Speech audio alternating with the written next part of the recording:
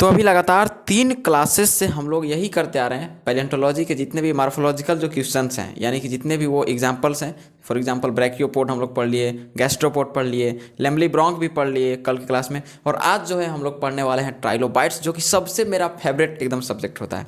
मतलब एकदम आप देखिए तो पैलेंटोलॉजी का सबसे फेवरेट ये मेरा एक टॉपिक है, जिसको आज के इस वीडियो में हम बेहतर से बेहतर तरीके से आपको समझाने का प्रयास करेंगे। देखिए, उससे पहले जो मेरा पुरानी जो परंपरा है भाई, पुरानी परंपराओं को फॉलो करते हुए हम ये बताना चाहते हैं, पुरानी परंपरा मतलब पिछले कुछ वीडियोज़ का परंपरा, उसमें यह है कि ये जो मैं सीरीज चल रहा है ये सिर्फ 5 मार्क्स वाले हैं। ठीक है, 5 मार्क्स वाले। अभी जो मैं यहाँ पे बोर्ड पे आपको जो लिखवाऊंगा, पूरा कॉन्सेप्ट बताऊंगा, समझाऊंगा, इसमें सिर्फ आपको 2.5 मार्क्स मिलने वाले हैं। 2.5 मार्क्स आपको कहाँ मिलेंगे? सिर्फ फिगर पे मिलेंगे, इसलिए आप फिगर पे ज़्यादा गौर करें। ठीक है, आपको फिगर एकदम साइड में यहाँ पर ही दिख जाएगा। यहाँ पे आप जितना भी देखिए सब फिगर ही है पूरा। ठीक है, वो यहाँ पर फिगर आपको बदला बदली भी हो सकता है, कोई बाहर के ऊपर, कोई बाहर की ओर से देखेगा, कोई अंदर की ओर से भी दिख सकता है। पूरा मतलब एनिमेशन टाइप की जगह पर हम लगाते रहेंगे, अपना आपका लगता रहेगा। तो चलिए आज हम लोग पढ़ते हैं ट्राइलोबिटा। आपने नाम बहुत सुना ट्राइलोबिटा का, और हम बताए भी थे, बहुत प्रकार के मतलब क्वेश्चन भी आता था कि ट्राइलोबिटा को अगर तिरछे ढंग से देखा जाए तो कितने भागों में बटा होता है, तो आंसर आता था 2। क्या आता था? 2। लेकिन आज की इस क्लास में हम लोग सारी चीज़ों को कंप्लीट करने वाले हैं। सो जितने भी स्टूडेंट जुड़े हैं, चाहे जितने भी फ्यूचर में कभी भी आप रिकॉर्डेड वीडियो है, कभी भी आप अगर जुड़ रहे हैं तो पूरे क्लास को देखिएगा, उसके बाद ही कहीं पे जाइएगा। तो चलिए हम लोग करते हैं इस क्लास को स्टार्ट। तो देखो, सबसे पहले हम लोग पढ़ लिए यहाँ पे, जैसे ब्रैकियोपोडा हमने पढ़ा, ठीक है, और उसके अलावा हमने पढ़ा क्या बोलते हैं उसको, गैस्ट्रोपोड पढ़ लिया, लेम्बलीब्रोंक पढ़ लिया। इसमें से हमने कुछ देखा कि इसमें से ना कुछ जो होते हैं कोमल शरीर वाले, दैट मीन्स कि वो मोलस्का फाइलम के जीव होते हैं। लेकिन यहाँ पर जो ये जीव होगा ये आर्थ्रोपोडा है। कौन सा जीव है? आर्थ्रोपोडा। तो आप इसे एक सेंटेंस में लिख सकते हैं कि ट्राइलोबिटा जो है वो आर्थ्रोपोडा मतलब समूह का एक सदस्य होता है। ठीक है, अभी देखिए, हमने कभी भी ब्रैकियोपोड को एक जीव नहीं माना है, सिर्फ वो एक जीव नहीं है, उसके वो एक जीव का प्रजाति बोल सकते हैं, समुदाय या वर्ग बोल सकते हैं। उसमें बहुत प्रकार के, लास्ट में आपको हम देता हूँ ना एग्जाम्पल, वो जितना भी एग्जाम्पल होता है ना, वो एग्जाम्पल उसमें होता है। For example Manav, for example क्या होता है? मानव। तो मानव में क्या आता है? स्त्री प्लस पुरुष दोनों आ जाते हैं ना, ये दोनों आते हैं, तो मानव एक जाति हो गया। होमोसेपियंस, होमोसेपियंस, ठीक है, इस ऐसा कैटेगरी है ये। क्या है ये? कैटेगरी। तो इस कैटेगरी में बहुत प्रकार के जीव आते हैं जो कि आपको अलग अलग स्ट्रक्चर से आपको मिल जाएंगे। आपने कॉकरोच देखा होगा, कॉकरोच जैसा स्ट्रक्चर वाला आपको फिगर भी अभी एनिमेशन में यहाँ पे आते रहेगा, वो सब आप देखते चलना। ठीक है, चलिए स्टार्ट करते हैं। तो सबसे पहले आता है आर्थ्रोपोडा। आर्थ्रोपोडा पहले आप ये समझो, बायोलॉजी वाले स्टूडेंट बेहतर ढंग से समझते होंगे आर्थ्रोपोडा क्या होता है।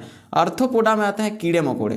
क्या आते हैं? कीड़े मकोड़े आते हैं। आर्थ्रोपोडा में क्या आ जाते हैं आपके? कीड़े मकोड़े। और कीड़े मकोड़े जो है ना, पूरे पृथ्वी का 1/3 भाग को, पूरे पृथ्वी के 1/3 भाग को अपने मतलब कब्जे में रखे हुए हैं। मतलब समझो कि इंसान, यहाँ पे हमारे पास 1.7, ध्यान रखना, 1.7 से लेकर 1.8 मिलियन तक हमारे पास सिर्फ जीवों की प्रजाति है। याद रखिएगा बढ़िया से ना, एकदम एक एक कॉन्सेप्ट पे ध्यान देना है।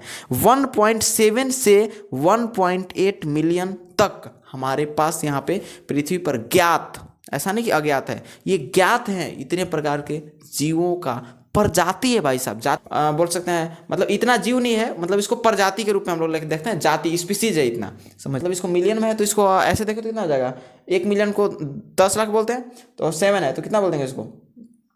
17 लाख। 17 से 18 लाख जो है वो स्पीसीज है, सिर्फ जाति है। तो समझो इसी 17 से 18 लाख जातियों में से एक जाति है हमारा मानव, है कि नहीं। और देखो मानवों की संख्या कितना है, अप्रोक्स 7 अरब के अप्रोक्स में हम लोग पूरे विश्व की जनसंख्या को मतलब काउंट करते हैं। ठीक है ना, ऐसे।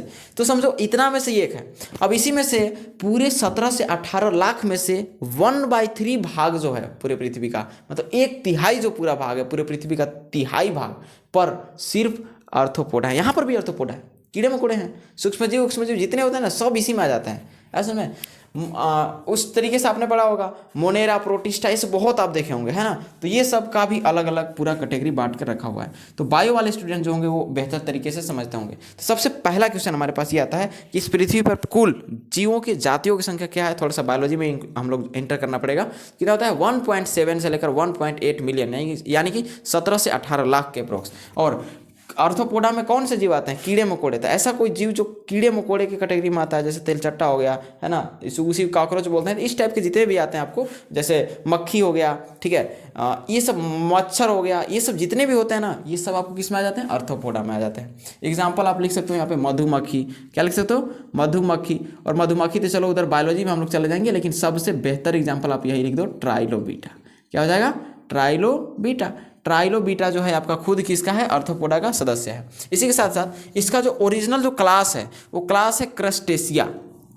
क्लास का नाम याद रखें, क्लास का मतलब होता है वर्ग। क्या होता है? वर्ग। तो बायोलॉजी में आपने पढ़ा होगा वर्ग पढ़ा होगा, उसके पास गण पढ़ा होगा, ठीक है, उसके बाद आपने वंश के बाद क्लास, वर्ग, ये सब बहुत सारा आता है, ठीक है ना। इस टाइप से इसका जो क्लास है, क्लास के बाद उप क्लास भी आता है, तो क्लास इसका है क्रस्टेशिया, और इसका जो उप क्लास है, उप क्लास को हम लोग कहते हैं ट्राइलोबीटा। याद रखिएगा, ट्राइलोबीटा जो है ना, ये एक उप क्लास का नाम है। बताया था ना मैंने कि ये एक ग्रुप है, एक प्रजातियों का ये ग्रुप है, ऐसा में। उसी प्रकार से ये क्या हो गया आपका? ट्राइलोबीटा जो है उप क्लास है।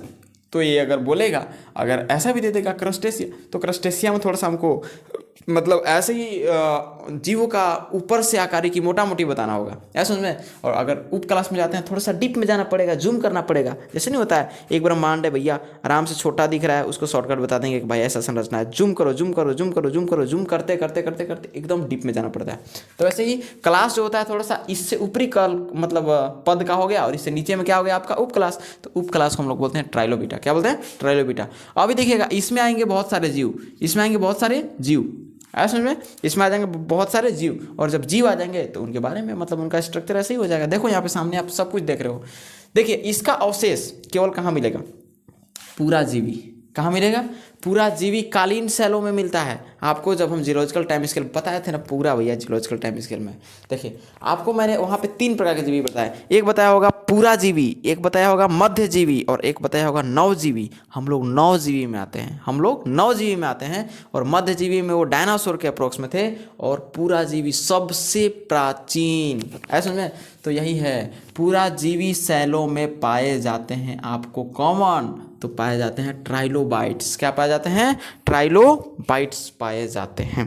पूरा जीवी मतलब होता है पुराने समय के सेल। क्या होते हैं? पुराने समय के सेल। जो एकदम पुराने, जब जीव जंतु का उत्पत्ति हो रहा था तो उसको पूरा जीवी का नाम हम लोग देते हैं, और उस समय के जो सेल थे उसे ही हम लोग बोलते हैं पूरा जीवी सेल, ठीक है। पूरा जीवी कालीन मतलब पूरा जीवी काल का सेल, ठीक है। ट्राइलोबीटा उस समय पाए जाते थे।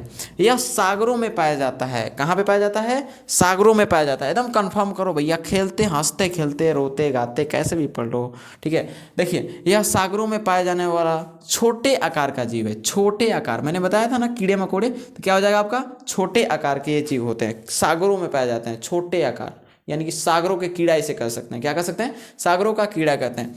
इसकी काया, काया का मतलब क्या होता है? शरीर। काया का मतलब क्या होता है? शरीर होता है ना। इसका जो शरीर होता है गोल होता है। कैसा होता है? गोल हो जाता है। आप देख पा रहे हो, गोलाकार स्ट्रक्चर, मतलब ऐसे आपको ऊपर से लगेगा ना कि नहीं भैया ये तो बेलनाकार लग रहा है, लेकिन गोलाकार है, लेकिन ये लंबोतरी होता है, थोड़ा सा लंबवत रहता है। ऐसे देखो, ऐसे थोड़ा सा है ना, ऊपर और नीचे ऐसा कुछ होता है इसका, ठीक है। लंबोतरी, गोलाकार लेकिन होता है। जैसे मैं यहाँ पे हूँ, ठीक है। अभी देखो सेम अगर देखा जाए तो मेरा मुंडी ऊपर है, ठीक है, नीचे हम ऐसे हैं। शरीरवा तो गोला ही है ना, मतलब गोला नहीं, मतलब जैसा भी है, क्या है, शरीर तो गोला है। ऐसे में क्या है? शरीर मेरा गोला, शरीर मेरा गोला, लेकिन लंबा भी तो है। लेकिन क्या है? हम लंबा भी है। तो यही बात है, इसकी काया होता है गोल और लंबोतरी होती है, तथा इसका शरीर जो है ना 3 भागों में विभक्त होती है। कितने भागों में होती है? 3 भागों में। मैं हर बार अपने ऑब्जेक्टिव क्वेश्चंस में 2 भागों में बताया हुआ हूँ कि ट्राइलोबीटा के शरीर तिरछे ढंग से देखने पर कितने भागों में दिखता है? 2 भागों में दिखता है। कितने भागों में? 2। तो वहाँ पे आंसर उसको 2 हो जाएगा। लेकिन अगर डायरेक्ट इसका अगर फिगर देखा जाए तो आपको ऐसे भी दिख रहा होगा 3 भागों में। कितना दिख रहा है? 3 भागों में दिख रहा है ऐसे।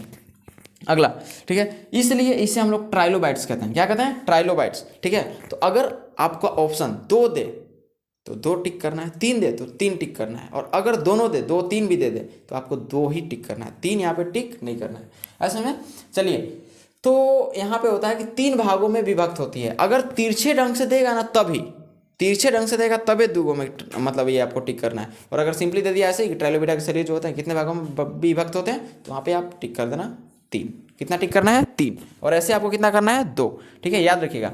इसलिए इसे क्या कहते हैं? ट्राइलोबीटा। इसका शरीर 3 भागों में बटा होता है ना, ऐसे ऐसे, इसीलिए हम लोग क्या बोलते हैं? इसको ट्राइलोबीटा कह देते हैं, ठीक है। चलिए इसके ऊपर का पृष्ठ सतह आप देख पा रहे हैं, ऊपर में एक सतह बना हुआ है, ऊपर में यहाँ पे मुंडी के पास क्या बना हुआ है, एक सतह बना हुआ है। इस सतह को हम, ये कैल्शियम ही होता है। जैसे ब्रैकियोपोड में, गैस्ट्रोपोड में और कल लैमेलिब्रोंक में हमने देखा कि ऊपर से एक सेल पाया जाता है, सेल, जिसको SHELL कहते हैं। क्या कहते हैं? SHELL। अच्छा देखो एक यहाँ भी सेल आया हुआ है, कहाँ पे? पुराजीवीकालीन सेल हो। ये सेल का मतलब स्टोन है ना, रॉक्स जिसको बोलते हैं, यानी कि क्या बोलते हैं, इग्नियस रॉक। इग्नियस रॉक ऐसे होता है ना, इस प्रकार से रॉक में। तो देखो यह कैल्शियम ही होता है। कैल्शियम ही मतलब जितने भी कवच बनते हैं ना भाई साहब, वो कैल्शियम का ही होते हैं। फॉर एग्जांपल आपसे क्वेश्चन है, जो अंडा होता है ना, अंडा, तो कोई भी अंडा के ऊपर का कोई कवच होता है, अरे भैया उसी को ना फोड़कर अंदर में से चूजा निकलता है, या चूजा नहीं निकला या मुर्गी का अंडा हो गया। तो जो अंडा नॉर्मल हम लोग भी खाते हैं, उसके ऊपर में भी क्या होता है, कवच होता है, सेम कवच होता है। तो वो कवच किस पदार्थ का बना होता है? आपसे क्वेश्चन है, जल्दी से यहाँ पे रिप्लाई कीजिएगा और कमेंट बॉक्स में भी आप रिप्लाई कीजिएगा, ठीक है। तो चलिए ये कैसा होता है, कैल्शियम। और एक हिंट आपको देना चाहते हैं कि मैक्सिमम जो जीवों का जो कवच होता है, चाहे वो अंडे का हो जाए, चाहे अगर जैसे हम लोग ब्रैकियोपोड पढ़े, गैस्ट्रोपोड पढ़े, ये सब का कवच जो होता है ना, ये कवच होता है कैल्शियम कार्बोनेट का। किस चीज़ का होता है? कैल्शियम कार्बोनेट का। तो कैल्शियम कार्बोनेट तो एक यौगिक हो गया, लेकिन हम लोग एक लाइन में उसको कैल्शियम ही बोल सकते हैं, ठीक है। तो इसके ऊपर का जो सतह है ना, थोड़ा सा मतलब एक ढक्कन टाइप के लगा हुआ है ऊपर में, जो कि क्या दिखता है आपको कि कैल्शियम ही होता है, ठीक है। इसे पृष्ठीय शिल्ड कहते हैं। क्या कहते हैं इसको? पृष्ठीय शिल्ड कहा जाता है। पृष्ठीय शिल्ड कहते हैं ना, ऊपर वाले भाग को क्या बोलते हैं, जिसको मुंडी कहते हैं उसको क्या बोलते हैं? पृष्ठीय शिल्ड। उसको हम लोग जो है बोल देते हैं। कोई दिक्कत नहीं, कोई दिक्कत नहीं। तो चलिए एकदम कंप्लीट पूरा एकदम देखते चलो, फिगर को आपको देखते चलना है। देखिए बहुत सारे बुक में ना आपको ऐसे ही दे देगा, मतलब जैसे पहले रंगीन टीवी, सादा टीवी ऐसे याद आता था ना, वाइट वाइट ऐसा। तो हम आपको इंटरनेट से डाउनलोड करके दे दिए हैं कि आपको सिर्फ नाम पता चले या ना चले, नाम आप वहाँ पे दर्शाओ या मत दर्शाओ, लेकिन आपको मेन जो भाग है, अगर आप इसे प्रिंट मतलब छाप लेते हैं, तो छापने के बाद देखो आपको क्या करना है कि आप तो ये तो बता सकते हैं ना कि पृष्ठीय शिल्ड, यानी कि मूड़ी को इंडिकेट करके आप तो बता सकते हैं ना कि ये क्या है, आपका पृष्ठीय शिल्ड होता है। इस प्रकार से आपको कुछ कुछ भागों का नाम जो है उसको लिखना पड़ेगा, ठीक है। यह एक अवशेष के रूप में पाया जाता है। कैसे पाया जाता है? अवशेष के रूप में पाया जाता है। और सिर जो ढकता है ना, ऊपर से जो ढक के रखा है, तो सिर ढकने वाले भाग को हम लोग इसको कैफेलिन बोलते हैं। क्या बोलते हैं? कैफेलिन। तो क्या आप नहीं लिख सकते हैं कि इसका जो मुंडी है, इसके मुंडी वाले भाग को हम लोग कैफेलिन बोलते हैं? आराम से लिखा जाएगा, ठीक है। बोर्ड पर फिगर बनाना बहुत ज़्यादा मुश्किल हो जा रहा था, इसीलिए हमने इसको नहीं बनाया है। यह अर्धवृत्ताकार होता है। अर्धवृत्त क्या होता है? अर्धवृत्त क्या होता है? देखो इधर देखो, साइड में यहाँ देखो, अर्धवृत्त ऐसे ही तो होता है, ऐसे तो ऊपर से होता है, बट ये थोड़ा सा इसका स्ट्रक्चर वो ऐसे हो जाता है, ऐसे। तो अर्धवृत्त हम लोग, अरे भैया यहाँ पे हम लोग मैथ तो नहीं ना पढ़ रहे हैं, यहाँ पे जियोलॉजी पढ़ रहे हैं, उसका थोड़ा सा आकारिकी के बारे में हम लोग देख रहे हैं कि भैया इसका आकारिकी कैसा होता है। अगर आपसे कोई बोले कि एक क्या बोलते हैं उसको, कि आप संयोजी ऊतक ले लो, पेशीय ऊतक ले लो। पेशीय ऊतक समझते हैं आप, बायोलॉजी वाले होंगे तो पता होगा। पेशीय ऊतक का अगर संरचना आपसे बोल दिया कोई कि बेलनाकार होता है, तो क्या सच में बेलना होता है? नहीं ना, ऐसा होता है पूरा व्यास उसका सीमित थोड़ा रहेगा, असीमित भी तो होता है, ऐसा में। तो यही समझना है आपको कि अगर अर्धवृत्त बोल रहे हैं तो पूरा अर्धवृत्त वहाँ पे नहीं होगा, ऐसा में। तो अर्धवृत्ताकार टाइप के कुछ होता है। ऊपर के जो भाग होता है, टोपिया जिसको कैप बोलते हैं, ये अर्धवृत्ताकार भाग का होता है। पहले ट्राइलोबिटा को दो भाग में बांटा जाता था, समझो ध्यान से, यही दो भाग वहाँ पे दिया है। अब जो तिरछे ढंग से भी है ना, दो भागों में क्या किया जाता था, बांटा जाता था। कौन सा?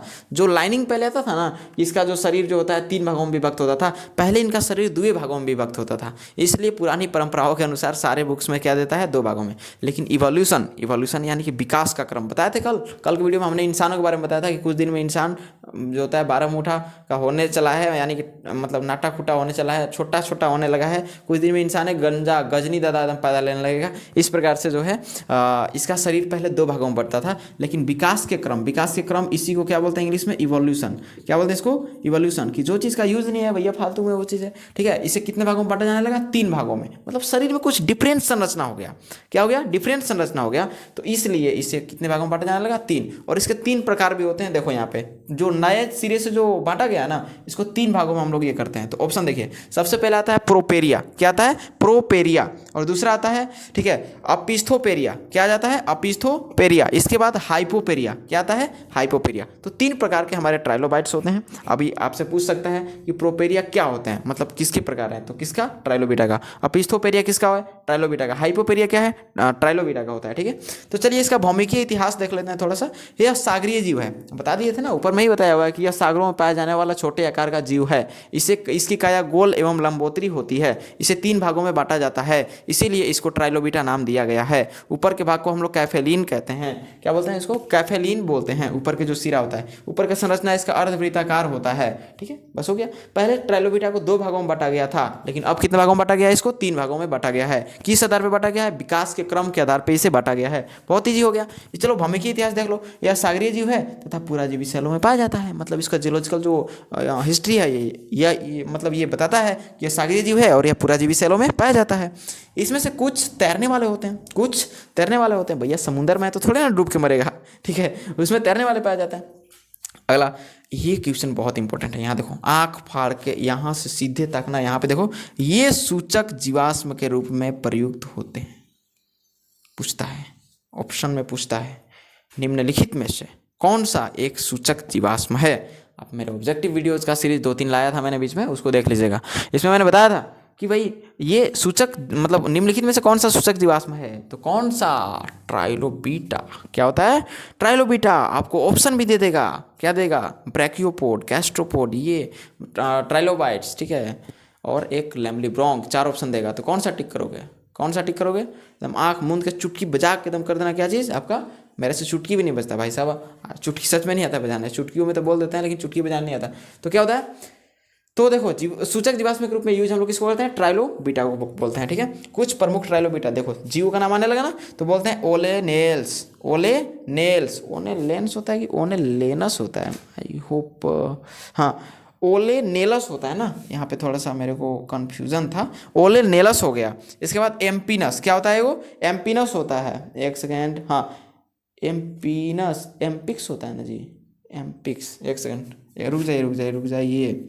हाँ देखो, इसको बोलते हैं एम्पिक्स, एम्पिक्स। एंड इसके बाद एक आ गया कैलिमिन और एक आ गया एसाफस। एसाफस ना, एक आ गया क्या चीज़ आपका? एसाफस इत्यादि। तो ये हमारे ट्राइलोबीटा जो हैं ये खत्म होते हैं। इसमें आपको 5 नंबर मिलते हैं। जो फिगर आपको दिख रहा है, ये फिगर को आप बना लो, 2.5 नंबर मिल जाएगा। इसको बना लो, 2.5 नंबर मिल जाएगा। लेकिन हाँ, लिखने का जो सिद्धांत है ये सबसे बेहद ज़रूरी है, क्योंकि जब आपको लिखने नहीं आएगा ना, तब बहुत ज़्यादा दिक्कत हो जाएगा।